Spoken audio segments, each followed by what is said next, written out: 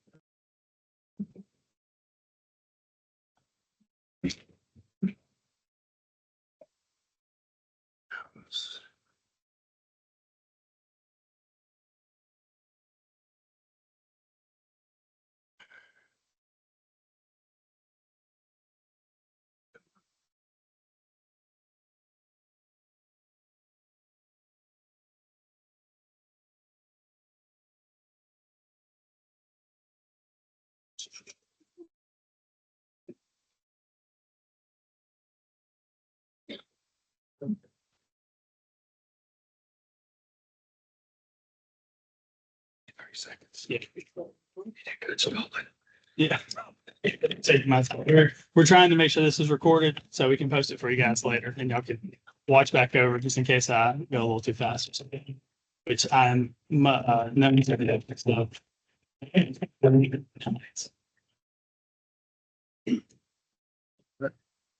Try to knock this off. Touch it. All right. I won't be messing I'll with give you a thumbs up as well. Okay. Yeah. Well.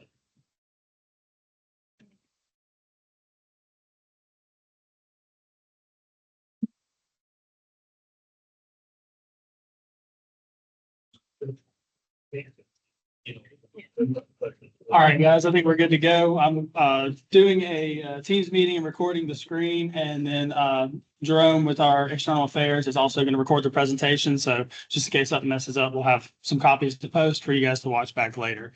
Amy said, my name is Alexander Chavers. I am, for today at least, the Chief of the Office of Water Services. That title will be changing tomorrow, but today I'm here to talk with you about the EMOR system.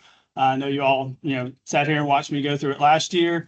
I apologize for making it very technical and hard to understand. It was very early in the system, and we have a better understanding now of what you guys need from us and what your guys' questions are. And so I hope to address some of those today, show you some of the improvements we've made over the last year as we move towards making this a required system. So we'll jump back into it. I don't have too many slides. It's mostly going to be demo. Feel free to make me stop at any time, ask questions, ask to clarify, and we can get into this. And I'll be happy to, like I said, show something again or talk in more detail about any particular aspects. So first, we'll just go through a few slides just to sort of bring you up to speed on where we're at in case you weren't here last year or you haven't seen any of the content related to this yet. So just real quickly, what is EMOR and why are we requiring it? I'm going to talk about a couple differences between sort of the legacy reporting and the electronic reporting that we're going to be requiring, how that may look different, and what you may see. And then a couple key features of the EMOR application. And then I'll go through a demonstration, doing data entry, preparing a report for submission, submitting the report, and then reviewing that report that you've submitted, where you can get a copy of it. So what is EMOR? It's a module within EDWRS, so it's not a new application for entering and submitting your monthly operational report data to ADEM. Why are we requiring it? The submittal of this data in electronic format will allow ADEM the ability to properly review and analyze this data for regulatory compliance. And we can use this data to help provide recommendations to providers such as like our TA providers, EPA, our local TA providers like Rural Water and RCAP, and providing information to the AWAP program, which Amy just went through all these awards.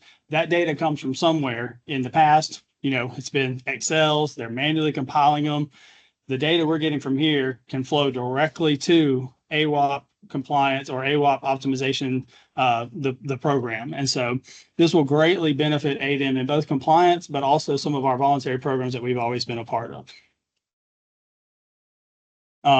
So a couple noted changes from the legacy reporting. So one big thing that a lot of people have sort of pointed out in the past, a lot of the requirements have been sort of combined. So if you had a well, it's just flow and chlorine or flow, chlorine, iron, and manganese, all reported on the well. So what we've done is we've sort of separated the reporting requirements to be specific to the type of facility that reporting is for. So flows belong to sources, treatment components belong to treatment plants. Then the other thing we've done that wasn't happening in the past is we've sort of grouped facilities together. So really simple facilities, master meters, wells, intakes, springs, basic treatment plants are getting sort of lumped together so that they're all in one place for your reporting needs. And then complex facilities, which is pretty much every one of you guys in here operates one. Those are your surface water plants and your really advanced grade 3 plants that have per filter monitoring get reported individually, very similar to the way that they always have been reported. And if you work with your inspector, you can get that reporting to look pretty much identical to what you were doing before for your surface water plants.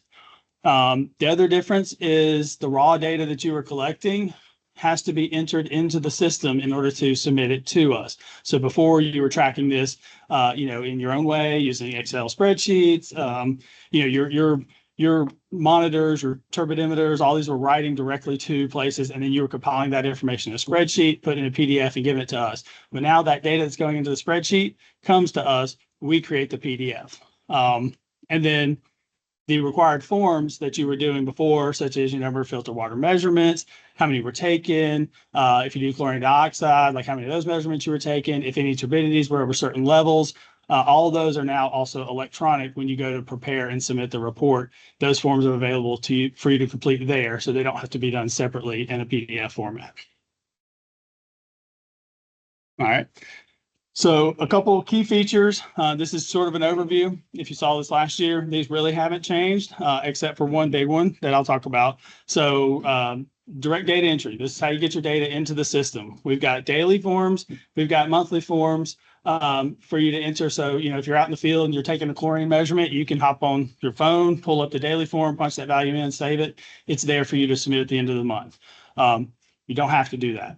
We have a monthly form, which is basically an online spreadsheet. If you prefer to use our online spreadsheet to track and log your data, you're more than welcome to do that. You can get rid of your copy of your spreadsheet. Most of you aren't going to do that because you're using those spreadsheets for other things. So our final way to get data into the system is importing it via Excel. We had a number of systems really ask us to try to develop something because you're all, like I said, you're all collecting this data and using it for other purposes, and you wanted to be able to use that data, but also get it into our system easier without having to copy paste or manually type it in. So we did develop an Excel export import process that I will demonstrate today. And that'll be probably the focus of my demonstration today. I think the other direct data entry is pretty straightforward. Report preparation. The flow balance form is just really for your water loss calculations and accounting of that flow balance across your system. There has been some requested improvements in this to capture things such as backwash from the plants and things like that, and those are under consideration. You have to approve the data before you submit it to us. So you enter the data, your working data. At some point, you get ready to submit it, you approve it, comes to us, you complete your required forms. Once you submit the report, when you get ready to submit, you have the opportunity to review that PDF prior to submitting it to ADEM. So you can look it over, you can print it, you can highlight anything that's wrong, go back and fix it before you give it to us. And then standard submittal process, use your security question password to send it to us. Your historical submissions, the PDFs that are created are always there for you to access and download anytime you want in a separate listing away from the document submissions. And then at any point, if ADEM contacts you or you realize you reported something wrong, the working data is always there. And you can grab that data and create a revision, in 5 minutes. You can grab your data, make any corrections, and submit it to us for a revision. And it will come to us labeled as a revision. It will get filed as a revision. And then, ADEM staff have immediate access to it. So with that, those are the key features. I'm going to pause there. Are there any questions before I jump into the demonstration? Okay. And I'll mention a few things as we go through this. related to requirements and things like that. So let me just get it pulled up here. Okay, so first I'm going to go to, well, I'm going to go to what you're used to seeing, which is our production system. So this is what you see when you go to EDWRS every day. You see this nice big orange announcements area where we post relevant information, the stuff that's going on. At the bottom, you have your sign in button. I just want to point out on this page that below that sign in button, there's a couple links. The quick start guide is great for getting new users into the system and getting their permissions. The user guide is comprehensive with visuals, including a new section for EMOR. And it has been updated to include steps for the export-import process. And then the bottom two are the XML guide and analyze reference chart, more for if your laboratory is submitting data, preparing those XMLs for submission. So we're going to go ahead and jump over to our stage system. I can't work in the production environment, so our stage system is similar. You might see some things that are slightly different, but it's mostly visual, not functional. So I'm going to log in as an external user. And for this demonstration, I am using some made up requirements for Auburn because they have a good mix of facilities to report on. You know, they got consecutive connections, they've got wells, they got basic treatment plants, and they've got a complex plant. So you'll get a good, and I'm pretty sure, I don't know that I was able to do the demo on Auburn last year. I can't remember everything we went through. Okay.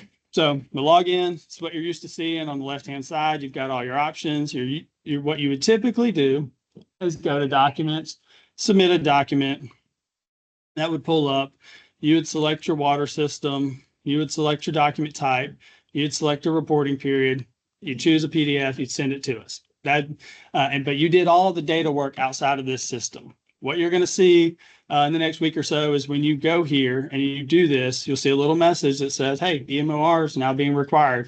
It gives you a little link to go to the data entry. This functionality here is not going to be removed immediately. We're going to leave it in case there are issues that we need to overcome. So you can still get a EMOR to us while we work with you to make sure you understand and can use the system. So to do the new EMOR, you're going to go down to the MORS option. Under this option, you see three options: data entry, prepare monthly report, and view submissions. So first, we got to get our data into the system. Like I said, there are three options: the daily, monthly, and then there's an export-import process. So from the drop-down, you can see I have permissions with several water systems here where we've been doing some other testing and training. We're going to do ours on Auburn, but if you are an operator who works with multiple systems, you just make sure you select the right system here, select the right monitoring period, and then you can work within that system. So I'm going to select Auburn. And just for the sake of seeing their requirements, we'll go to February and we'll go to the monthly view. I think most of you, if you've logged into the system, you're familiar with this page. What you'll see here is a drop down, and these are those groupings that I was talking about before. So your master meters are in a group called interconnections. Your surface water intakes are in a group called intakes. Your groundwater sources are in a group called wells. Your basic treatment plant, so if you just have a well that chlorinates, that's going to show up as a basic treatment plant. I added some standard requirements here that might show up for a grade 2 groundwater treatment, you know, chlorine, pH adjustment, iron, and manganese. If you don't do one of these, something shows up, call your inspector, say, hey, we're not treating for iron manganese. They're showing up. Can you remove them? They can go in, they can end those requirements, and they won't show up for you anymore. So that's just a working relationship you're going to have with your inspector to get these requirements sort of tailored to your water system, because every single one of you guys is unique in what you do. So if we look at some of the other groups, such as the interconnections, you'll see it's just a flow and a chlorine at those master meters. That's the standard requirement. If you want to work with your inspector to possibly get those changed or talk about how often you need to do them, those are regulatory decisions that you need to work with the drinking water branch on. Some of it's being applied universally, but there's always a conversation to be had about what is and isn't required for your water system. If we look at intakes, it's just a flow. That's all we're trying to capture for these sources. This is the type of information you may already be submitting to ADECA. You're already putting it on there. You're probably already keeping up with this. But now we're just trying to capture all of this relevant information per facility. So if we look at, if you notice at the bottom, there is one facility that's listed by itself, and this is that, like I said, complex facility. And this would be your surface water treatment plants, your things that have per filter, per settling basin, per clear well, like they have facilities within the facility that need individual monitoring requirements set for them. So this one, I just set up some real quick requirements, chemical feed rates, filter plant pumping rates. Typically, you'd see water quality control tests here. If you have not looked at this system, when you open it, you're going to see the full scope, everything that could possibly be in there at a standard surface water plant. Like I said, you may only need to report 4 of those columns. Contact your inspector, say, hey, I suggest downloading these, highlighting the things you don't need, emailing it and say, can you remove all these? And they'll remove them. This page will start looking a lot cleaner and a lot easier to read. But I'm kind of, I agree this page can get really wide. Some plants have 50 filters and this page goes out as far right as it needs to capture all those, that monitoring. So at any point in here in these spreadsheets that I'm looking at, you can add data. I can sit there and type, put all my flows in one by one. This would be extremely cumbersome to do, I think, for most of you. Make sure you always save your changes. And now that data is in there. But what I really want to show you and what I think is going to be the most useful is the export import process for data entry. So we will go to Auburn. We'll select that February period again, and we'll select this export to Excel button. And when you click that up in the top right-hand corner of your browser, you're going to get a download of an Excel. And what you're going to see in this Excel is basically a recreation of that monthly spreadsheet we just looked at online. We're going to have our interconnections group at the bottom. Each sheet in this Excel represents one of those items in the dropdown. So, if you didn't have any interconnections, that sheet's not going to show up. If you didn't have any, wells, that sheet's not going to show up. If you don't have basic treatment plants, it's not going to show up. But it will, for whatever monitoring period you selected, it will pull those requirements out. If you download this for February and your requirements haven't changed, this spreadsheet works for any month. You don't have to go grab it every month. So it's a universal spreadsheet as long as your requirements don't change. Just say January, you start adding new treatment. I would recommend January going in, downloading your new spreadsheet. So that new requirement, the new column is in that spreadsheet. And the reason that I encourage you to download it from us is that in order to import it back in, it must be the one that comes from us. This is not a incredibly locked down spreadsheet. There is very minor protections on it. If you notice right here, there's a hidden row 38. Row 38 contains all the information that we need to import this data back in, what we call metadata for each of these columns. If that row is modified in any way, it will not work properly. But however, if you delete a column, if you delete a sheet, it will read whatever's in the spreadsheet. So if there's a single column in there that it can pick up and put in, it will.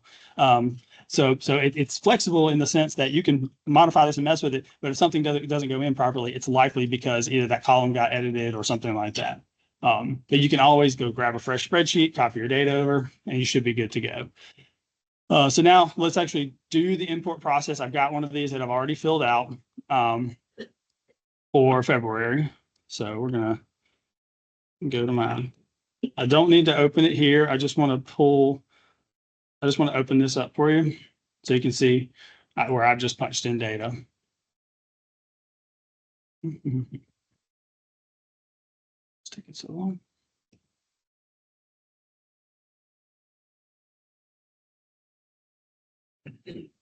Well, I guess, okay, maybe not. I don't know why that's not opening. We'll just try to import it. So that's basically a February. This is a February one I downloaded right before I walked in here. I filled it out with some fake data. We're going to try to import it and we'll see what's happening. I'm not sure why Excel won't open, but so the way to import it. So you saw me export it. It was blank. fill that up with data however you want. That's just working copy. When you're ready to import it, you've got your data in that spreadsheet. You come in here, select your water system, select the monitoring period. Like I said, that thing is universal. So I'm selecting February. It's only going to read the first 28 rows.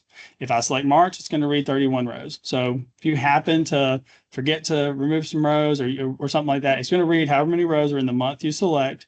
And so I'm going to select import from template. When you do that, it opens up another little section at the bottom. I can go to choose file, and go to my desktop. I'll select that file, open, hopefully, whatever it was spinning, hopefully it doesn't impact this. So it selects that file, and then I click start import. You see a nice little spinner, tells you it's working. Okay, it's processed that Excel data, and it gives you a summary of everything that it read and put in, or whether it encountered errors. If you find that you import a file, not everything goes in, you can download this import summary. It grabs a little CSV file of this log. I would send that along with the raw Excel to your inspector and say, hey, some things didn't go in. Can you take a look at it? That's what, say, our IT, our developer, your inspector would need to sort of troubleshoot this. Looking through this, doesn't look like we had any errors. Everything says data processed. So it does a data processing per column, tells you which facility, which parameter. So you can really easily see what was and wasn't put in. And if we go back to the top of this data entry page, we're still selected Auburn, February. We'll click that monthly spreadsheet. And now as we select these, you'll see it's completely populated with data. So all that data, in a couple seconds was read from those spreadsheets, put into the online spreadsheet, and it's ready for submittal. So if you're confident all that data is good, you don't even need to go look at this page. Once you've imported, you see everything, there was no errors, you can go straight to prepare monthly report. You can completely skip the data entry process in this online portal. I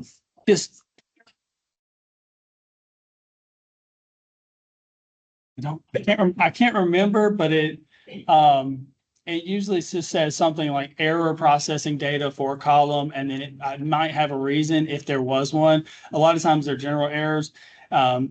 Honestly, if the spreadsheet's not modified, I've never seen an error. It's when we start tweaking the spreadsheet on accident but that's the only time I've ever seen it have errors. If you write outside the column, like if you put numbers next to it, will it read those numbers on the outside? No. So that hidden row that contains all that metadata, it reads across, boom, boom, boom, boom, boom, and it hits like a certain point. And it says, but basically, if there is stuff out there and it tries to read it, it'll just result in errors. It might pick up there's a column there, but it won't do anything with it. That metadata tells it which period, which facility, which parameter. It tells it exactly where it needs to go in the database. And that's why that was the simplest way for us to make the spreadsheet workable, because we had a lot of complaints about the service line inventory being so locked down. So we wanted the spreadsheet to be open and flexible, and you can add sheets and it'd probably just ignore them, to be honest. So you can do a lot with that spreadsheet, but those core data areas. So like I said, you can take wherever you're putting your data now and sort of just had it automatically writing to these, and you just import it at the end of the month. But I do think when it experiences an error, it just says like error processing data for a column, but it does give you, I think it tries to give you whatever details it could get, so you can sort of nail down. But it's typically pretty easy to see, especially when you go to prepare, you might see a column that's just missing data. And so we imported. I do want to point out one thing on the data entry on the Excel import, because I know there are systems out there who have multiple plants, multiple operators putting data in, like one for this plant, one for this plant. And at the end of the month, someone's submitting that to us. If you download this and you split that Excel, let's say you download it for Birmingham and you've got one Excel per plant, each of those operators at the individual plants can import their data separately. So if you delete a sheet, it just imports what's there. It doesn't try to look and say, oh, everything has to be there for it to work. No, you say, and I'll show you what that looks like. So I downloaded one of these. Hopefully, we'll see. I don't know if this is still not wanting to open.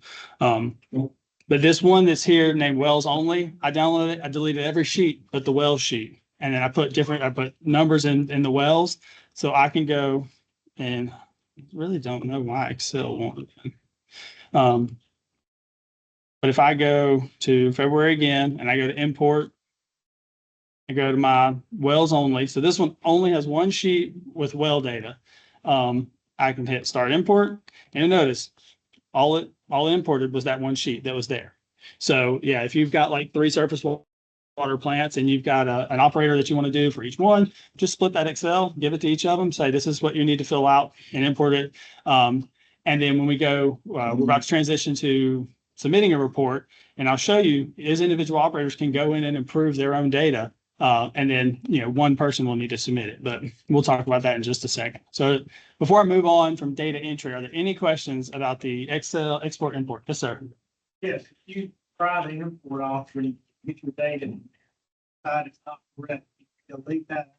Can you Yeah, so the import process, if I'm remembering correctly, for any column that it finds that exists, that is a valid column, it will overwrite, it will basically replace whatever is currently in that column. So yeah, if you upload some stuff and you find some errors in your Excel and you change them there and just re-upload, it'll just replace it. try to Yeah. So if I try to import, feel it doesn't work, and I delete that before. Yeah, absolutely. Yeah. Yeah. All the import, this is all raw working data. So it's not coming to us. We can see it like in the database, it's in some tables, but it's not a submission. It really is just moving your data into the system to get ready to submit it. So if you import it and then you want to go into the spreadsheets itself and work in there, or you want to delete a column and re-upload it, however, yeah, until you get ready to submit, that data is completely editable, deletable, revisable, whatever you want to do with it. It's not until you actually start to create a report that the data entry side becomes locked down. So that's why I really want to stress that it really is moving, just that working with the data. This data entry is all just raw data you're working with, and however you see fit. And then when we're about to transition to prepare, and you'll see how you have the opportunity to review it, revise it, and then submit it. So any other questions on data entry before I move on?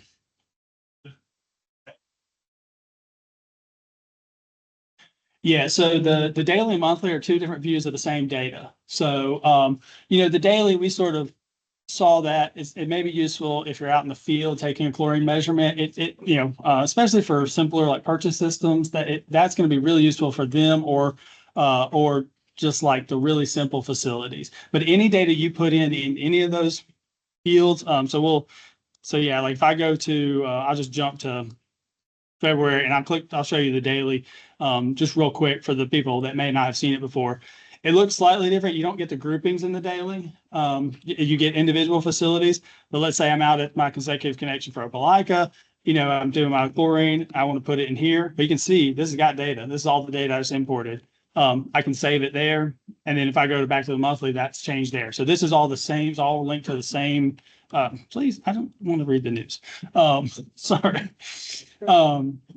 It's all linked to the same table. It's just different views of the same table. And when you import, it's literally just one table that has all this data. So no matter which way you get it into the system, it's just sitting in a single table. So yeah, you don't have to worry about like syncing between daily, monthly, none of that. If you put it in one place, it shows up in the other. Okay. Any other on data entry? Okay. And you'll see a little bit more of this this data entry side in the preparation phase. So let's see. So next we're going to go on to preparing a report for submission.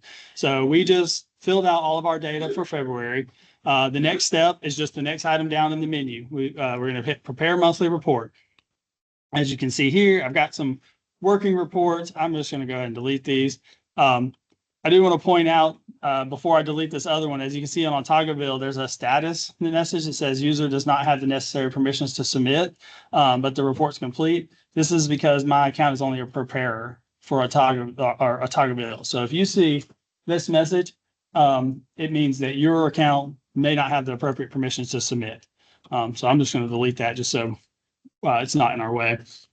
So when you get to this page and you get ready to submit, you're going to select your water system from the drop down. You're going to select your monitoring period, and then you hit prepare new report. When you do that, it takes all that data, all that raw data, moves it over into some working submission tables, does a few things with it in the background, but it presents you with this report preparation page. The first thing you're shown is this general flow balance form. Most water systems had some version of this form present on their EMOR. A lot of times it wasn't capturing sort of the whole picture. So what we did is we made this form universal so we can capture everything we wanted to capture to get accurate water loss calculations. And I know there's lots of different ways that people get these numbers, and people do mid-month to mid-month. And I would just work with your inspector on how best to report this information and how best to document how you're reporting this information. Because we've heard a lot, lots of unique cases of the way that people are getting this data. So your number of service connections, that's just sort of your month to month sort of running. I'm just going to punch in some numbers here. As you can see, this form tries its best to auto sum the flows that were entered for all of the sources. So when surface water pumped, it goes to that intake group and it just adds up those total flows. It does the same thing for wells, does the same thing for interconnections. This is based on one type of parameter. So if it ever doesn't calculate or something like that, it's because you may have a slightly different parameter. This is really just for convenience. If you feel these numbers are off, change them to whatever.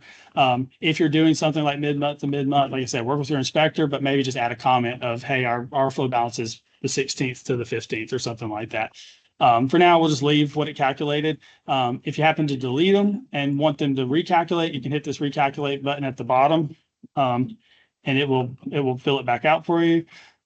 Your water sold is your total water sold. It's customers, other systems, and because obviously the idea is to get a true water loss calculation. So we'll just do some quick math here.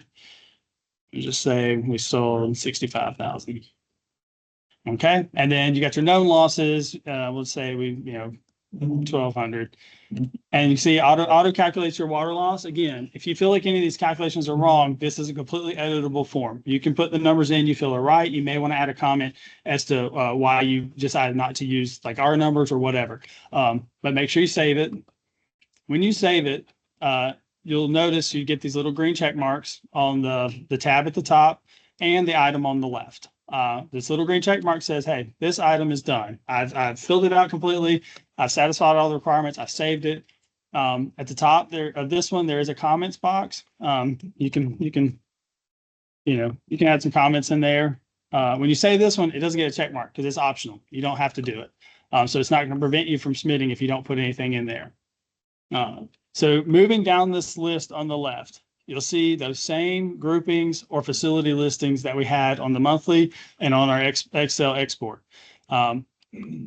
For each of these groups, and this has to do with the way this system works, it's Chrome Air compliant, is the users need to go through an approval process for their data. This is sort of your last chance to this gentleman's question, sort of your last chance to review the data and make any revisions if you see anything, say this 2.4 here really should have been like a 2.2. You can easily, at the bottom, there's a revised data option. I'll make it bigger. How's that? There's a revised data button at the bottom. If you click that, it'll take you back to that monthly spreadsheet. You can make any, say this should have been 2.2, make that change, save and return, brings you right back. You're like, okay, that's good. That's the only thing I saw that needed to change. So I'm going to click approve that data. And whenever you approve it, you're going to get a nice little green check mark at the top on the data tab. Little green check mark on the left says that item's been looked at, it's been approved. We'll go through the rest of these groupings and we'll just, assume the data's good. We're just going to approve them. And this is one of those areas where I was talking about, if you have multiple operators and you have multiple surface water plants, each of them can come in and do this on their data. So go to wells, approve data. All right, so the last one I want to spend a little time on So because this is the surface water plant. This is the complex facility. When we click on it, you'll notice you get the same sort of data view. Obviously, it's a lot more data. It kind of goes out to the right. You can review that. You can approve that. But you notice when we approve that one, we get a little check mark on our data tab, but we don't get a check mark on the left. And this is where that form comes in. You know, everybody has that that additional reporting form that's in the back of that Excel. It's the last tab or two. We've turned that into a little tab at the top here, and it just goes down. And this form conditionally shows you certain questions based on whether you're a conventional membrane. Certain criteria will show different sections of this form that are relevant to your water system. I recommend going to this form and immediately hitting save, and it will show you all the fields that are required, so you don't have to guess, but it's just a little tip. So I'll just go in, I'll punch in some numbers. And you know what this is capturing, especially some of this first, or like some of those surface water treatment rules that aren't captured in your routine compliance monitoring and aren't captured in any other way. You know, because there's a bunch of triggers in that rule where if certain criteria are met, you have to do stuff. This is where we would be looking to know, should we be looking for other reports? Did they tell us something that they were supposed to tell us? For now, you know, I'll just sort of say we were good this month. We did not fail to meet our CT requirement. Our minimum residual was 1.2, 2.4. We had no failures in our monitors. We verified weekly, verified accuracy, wastewater sent to a water treatment plant. Let's see. No, nothing's recycled, and we discharged via NPDES permit. We didn't have any samples that exceeded 1.0 NTU. We didn't have any filtered turbidities greater than 0.5 NTU. And I mean, most of y'all know that if these criteria aren't zero or they're a negative adverse answer, stuff is required. You're supposed to notify us. You're supposed to stop operation. You're supposed to monitor every 15 minutes manually for turbidities, like that type of thing. So let's see, we didn't do any of that. We'll hit save.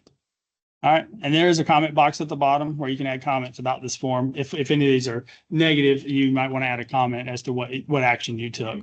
You'll notice when we hit save, get the little check mark, and our item on the left becomes all green. So this list on the left here, and we'll make it, is your, oh, that's too big, sorry, y'all, is your indicator that every item on this report has been reviewed, approved, filled out, we're good to go. And as soon as that happens, you'll see this button at the top, the submit button becomes active, and the status at the top right becomes ready to submit. If we go back to the report preparation page, you can see here's our pending report. Our status is report complete, ready to submit. Before we get ready to submit this, I'm gonna look at it one more time. We'll go to view, and I want to show you, I'm gonna go back to my wells. Let's say you approved everything and then you suddenly realize, man, something was off on that. I need to fix it. We can see there's no revise option. You have to remove that approval. You can revise it. You can come back and approve it. And when you approve it, the check mark goes away, submit report goes away, it's in progress again. So you're sort of controlling the status of this report by all these approvals. If we go back to the report preparation page, you'll see that status changes. It tells you, hey, 2 of 8 facilities haven't been approved. And no, these are sort of negatives, but it says 0 of 1 facilities need form completion, which means none of them need completion. So we'll go back, we'll approve that. I just wanted to show you how that status in that first page will sort of give you some indication of what may or may not still need to be done. So we'll choose approve, and then we'll hit submit report. When you go to the submit report button, it usually takes 10 to 15 seconds. What it's doing is pulling all that data in and preparing a PDF, pulling it into sort of that submission phase, and it's trying to create a PDF from it. At any point, you can click this review report button.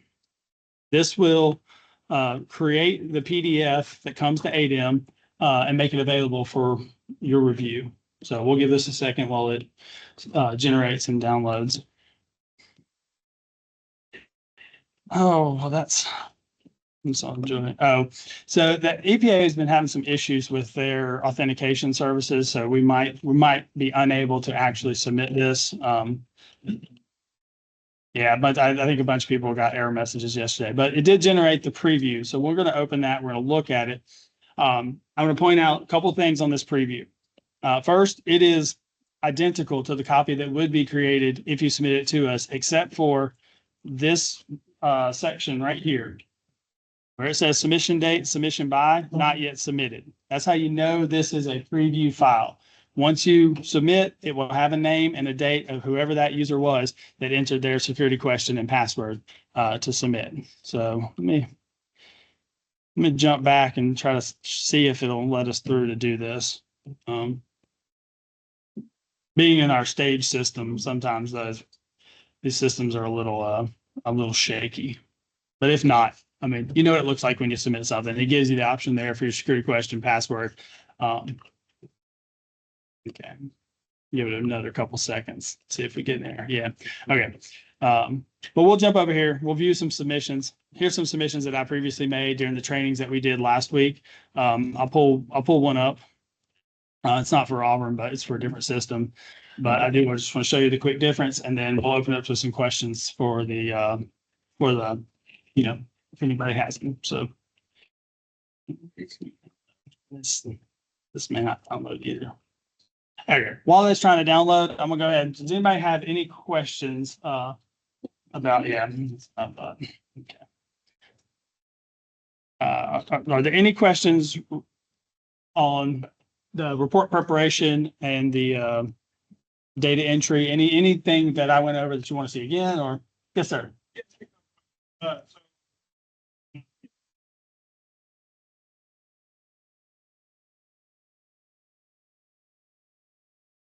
EMOR that we use, does your website look for those particular tabs and import them? No. Yeah, so it doesn't have to be a separate file, but you need to use the sheets, that hidden row that I talked about.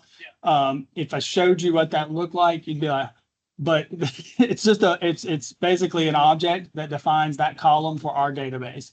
So if that row is there on 38, it will try to read it. It pretty much ignores everything else except for that row and the data that's in the columns.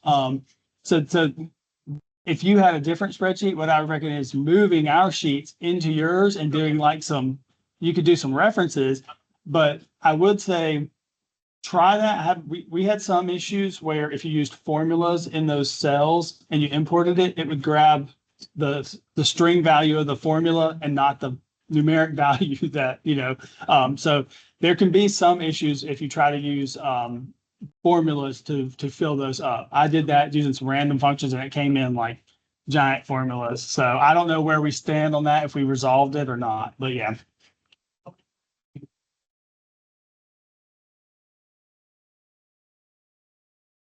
What's that?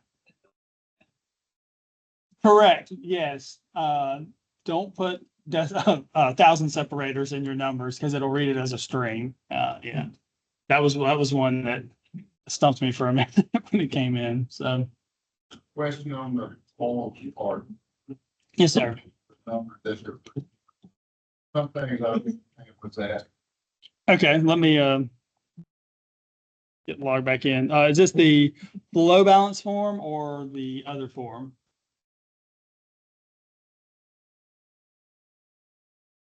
I'm saying one was something. Yeah. And that's what I think today. Oh, yes. For example, total number of filtered water beds where you have. So, this came up last week. It's technically a regulatory question, so I'm not going to give you a definitive. Because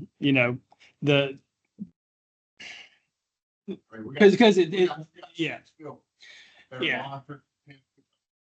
Yeah. So what are you asking every 15 minutes? Yeah, so there's like sort of a minimum that you're supposed to be taking one every 15. You're supposed to at least be logging one every 15 minutes but some people log it more often. You have outages, you have situations where the turbo limiters go down and you have to measure manually. And so it's kind of a self-reported number. and I don't know, this got passed, I passed this back to Drinking Water Branch since I'm no longer involved in the regulatory decisions. Because I think it's something maybe they need to define a little clearer or put out some guidance or something like that. But yeah, you're sort of determining how many you were supposed to take and then telling us how many you take, how many you took. So I would just maybe contact your inspector, or like I said, I would encourage, the branch to put out maybe some guidance related to that specific value, because that question has come up quite a bit. And there's no definitive answer for it, because it does change depending on the operation of the system. Like if I'm shutting down $2 a night, so there's 15. Yeah, there's, Some 4:15. it's gone down completely.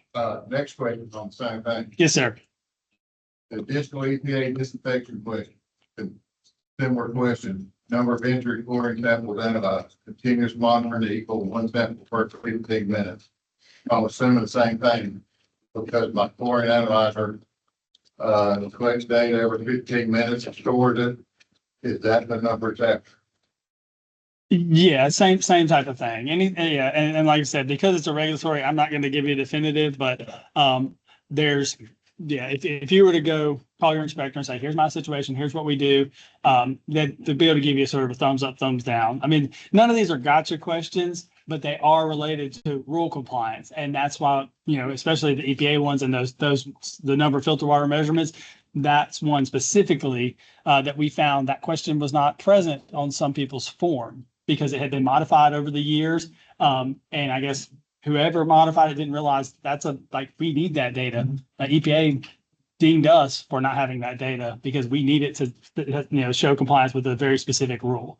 So yeah, just those compliance questions, they're going to come up. And over time, I think that some guidance will be developed to try to help answer those questions. One more. Yeah. May or may not be same question. Maybe let's explore it out. Okay, so we measure once a day at the plant, not about before whatever. But but we also take samples quarterly through the system. Yeah. This is only talking about the glands, maybe. Yeah, as far as I'm aware, these are talking about the ones that are taken at the entry point. Yeah. So we do it once a day. Yeah. And that's, a lot of this is like the triggered stuff where if a certain sample meets certain criteria, you're supposed to take your triple set or what. Yeah. So and like I said, when those pop up, but most of this is related to sort of your finished water, your entry point requirements of that surface water treatment rule. So if you dug down in the rule, it probably tells you sort of more precisely, but every time we do it, there's more questions than answers sometimes. So I'm with you. Any other questions on what I've shown you today or anything in general? I will be sitting out in the lobby. I've got a table and a big screen where we can look at your requirements. We can talk about them, or if you want to do a one-on-one and look at some stuff, I'd be happy to do that. So there are no questions, then I guess it's time for your break. So, right, Amy?